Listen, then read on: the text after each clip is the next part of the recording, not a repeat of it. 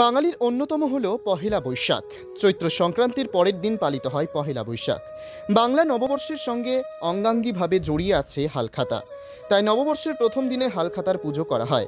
তবে বর্তমানে ডিজিটালের এই যুগে হালখাতার জৌলুস অনেকটাই কমেছে, কারণ এখন বেশিরভাগ কাজই হয় মোবাইল কম্পিউটারের মাধ্যমে। হালখাতা বিক্রি আগের তুলনায় কিছুটা কমলেও প্রান্তিক জেলা পুরুলিয়ার আজও রীতি মেনে হালখাতার পুজো করেন বেশিরভাগ ব্যবসায়ী।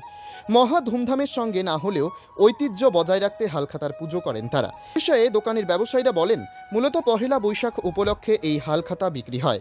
আগের মতো ব্যাপক হারে হালখাতার বিক্রি না হলেও মোটামুটি এক একটি দোকানে প্রায় 50 থেকে 60 হাজারের কাছাকাছি হালখাতার বিক্রি হয় পহেলা বৈশাখ থেকে অক্ষয় তৃতীয়া পর্যন্ত এই সময়টাতে।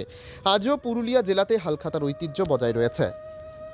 এই সময় খুব ভালো বিক্রি হয়, এই ধরনের গণেশ লক্ষ্মীর খাতা বা গণেশের খাতা বেশি বিক্রি হয়। তাছাড়া হালখাতা হয়, বিভিন্ন টাইপের রেজিস্টারের বিক্রি বাড়ে, কালির কলম, দোয়াত, পুজোর জন্য যেগুলো লাগে সেগুলো বিক্রি হয়, সাথে খুব ভালোভাবেই থাকে।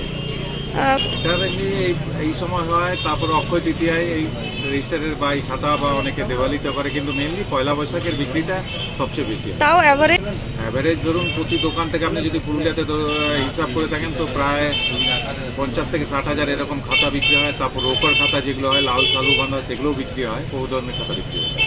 একটা রুল টানা আর একটা ইন্টারলিপ খাতা। আমার নাম পুনিত দীক্ষিত। তুলনামূলক কমেছে, কম্পিউটারের যুগ তো একটু দেখি আগের থেকে যেভাবে হতো সেভাবে হয়নি।